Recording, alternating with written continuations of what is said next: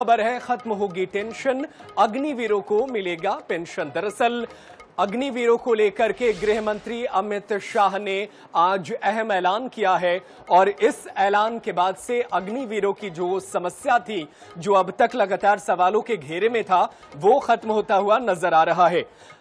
केंद्रीय गृह मंत्री अमित शाह ने कहा कि सेना में भर्ती होने वाले सभी अग्निवीरों को अब पेंशन वाली नौकरी मिलेगी।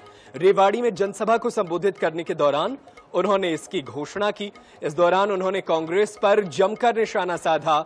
शाह ने कहा कि कांग्रेस वाले सेना का सम्मान नहीं करते। उन्होंने तंज कसा कि हरियाणा में कांग्रेस सरकार में डीलर दलाल नियुक्ति पत्र बांटते थे, लेकिन बीजेपी की सरकार में डाकिया देकर आता है।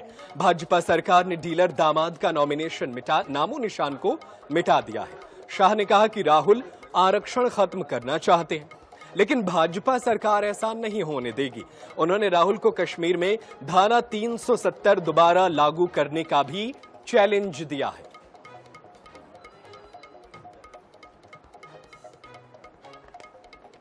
एक भ्रांति फैला रहे कि अग्निवीर से जो बच्चे वापिस आएंगे वो बच्चों को वैसे ही छोड़ दिया जाएगा। हरियाणा वालों, मैं आज आपके बीच में वादा कर कर जाता हूं, हरियाणा का एक भी अग्निवीर पेंशन वाली नौकरी के बगैर नहीं रहेगा। ये भारतीय जनता पार्टी का वादा।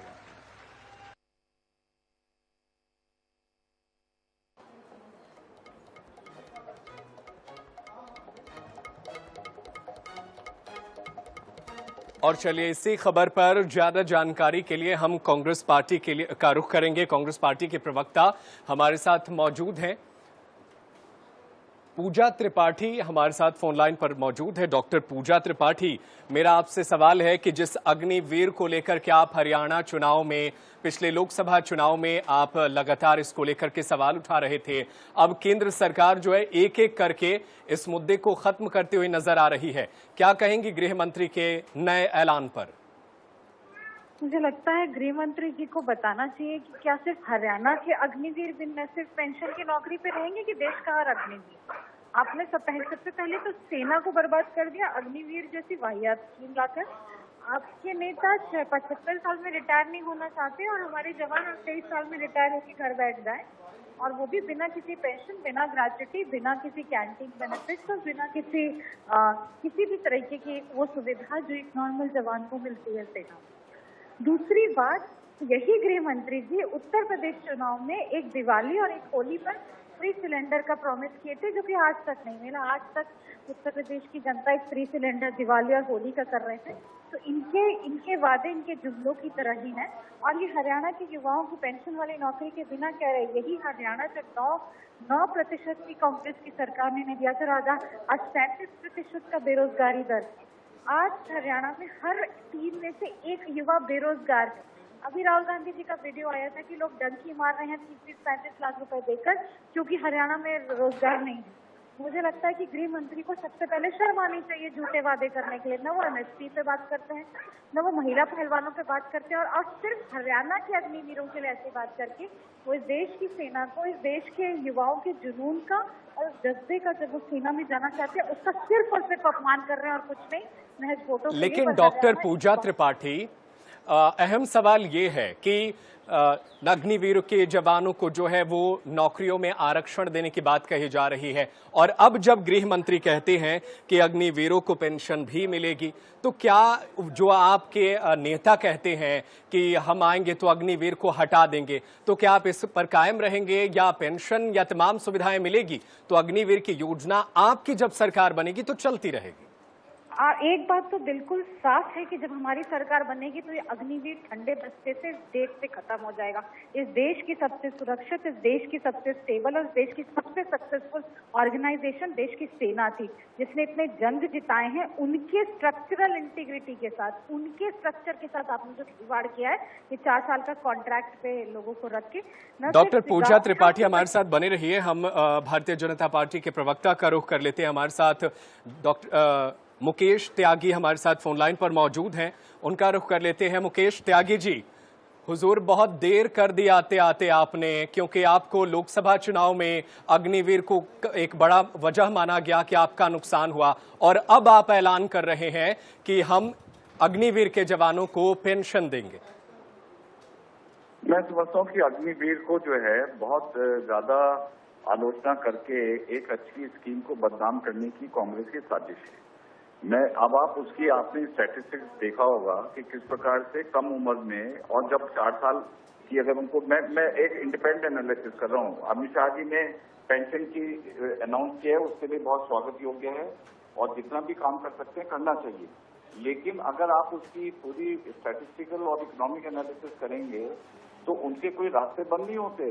वो जब तक आएंगे 4 साल अपना कार्यकाल समाप्त करके, उसमें बहुत से लोगों का एब्जॉर्प्शन की भी स्कीम है कि उनको मेन स्ट्रीम आर्मी के अंदर भी लिया जा सकता है। तो इस प्रकार, और उसके बाद जो उनकी जेब में पैसे आएंगे, उस जेब से वो अपने जो है फ्यूचर का निर्माण कर सकते हैं। उससे उनको साधन की व्यवस्था होगी, वो कॉम्पिटिटिव एग्जाम की उम्र में भी होंगे, ये नहीं कि सब एज बार हो जाएंगे। मुकेश त्यागी जी, एक तो एक जॉब करना, अग्निवीर को पास करके जॉब लेना, फिर 4 साल के बाद फिर हम कंपटीशन के एग्जाम में जाएंगे, या कोई सेना का जवान चाहेगा ना कि उसको एक लंबे वक्त तक जॉब मिले। तो अगर आप आज पेंशन का ऐलान करते हैं, ऐसा भी तो हो सकता है कि आप कल कहे कि 100% जो है वो अग्निवीरों को नौकरी ही दी जाएगी। तो एक एक कर क्यों लागू किया जा रहा, क्यों नहीं एक साथ पूरे योजना को बेहतर बनाने की कोशिश की गई? सॉरी फॉर इंटरप्टिंग यू, आपको शायद मालूम होगा एक कॉन्सेप्ट है कॉन्स्क्रिप्शन, आपने सुना होगा। पूरे वर्ल्ड के अंदर बहुत सारे देशों के अंदर कॉन्स्क्रिप्शन की वो चलती है। वहाँ 2-2 साल के लिए हर नागरिक को जो है आर्मी में जाना पड़ता है। अगर आप उनका बैकग्राउंड देख लें, उससे देश के अंदर एक शौर्य का निर्माण होता है, और जो नागरिक जिसको आर्मी की ट्रेनिंग मिलती है वो समझते हैं वो ट्रेनिंग कोई छोटी मोटी ट्रेनिंग होती है, एक पूरा सशक्त व्यक्ति का निर्माण होता है उसके अंदर। और कंपेटिटिव एग्जाम, क्या आप समझ रहे हैं कि कंपेटिटिव एग्जाम 2-2, 3-3 बार के अटेम्प्ट में लोग बाहर निकलते हैं, तो एक उनके पास साधन नहीं होते, किताब तक नहीं खरीद पाते, उनके पास इतने साधन मुहैया नहीं होते कि वो अपने कंपेटिटिव एग्जाम की एप्लीकेशन फी भी भर सकें। तो अगर आप उनको साधन और समर्थ दे रहे हैं, और देखिए एक बार बताऊं, आर्मी वालों को की रिक्वायरमेंट पूरे वर्ल्ड में है। जो आर्मी से ट्रेन होके आता है उसके पास बहुत सारे एवेन्यूज खुल जाते हैं, क्योंकि लोग एम्प्लॉयर प्रेफर करते हैं कि भाई। बिल्कुल मुकेश त्यागी जी, आप बने रहिए हमारे साथ। डॉक्टर पूजा त्रिपाठी का हम इस पर प्रतिक्रिया लेते हैं। डॉक्टर पूजा त्रिपाठी, क्या कुछ कहना चाहेंगे मुकेश त्यागी के जवाबों पर? देखिए, ये बहुत हास्यास्पद है। नेताओं के बच्चे अग्निवीर नहीं बनते, किसानों के बच्चे अग्निवीर बनते हैं। लोअर निम्न जो मिडिल क्लास होता है उनके बच्चे अग्निवीर सेना में जाने के लिए, एक बेहतर जीवन के लिए करते हैं। ये दुनिया जहान के ये जो देशों का इन्होंने एग्जाम्पल दिया, वो देश अपने रक्षा पे तकरीबन 40% तक बजट का वो करते हैं। हमारा रक्षा बजट ही सिकुड़ता जा रहा है।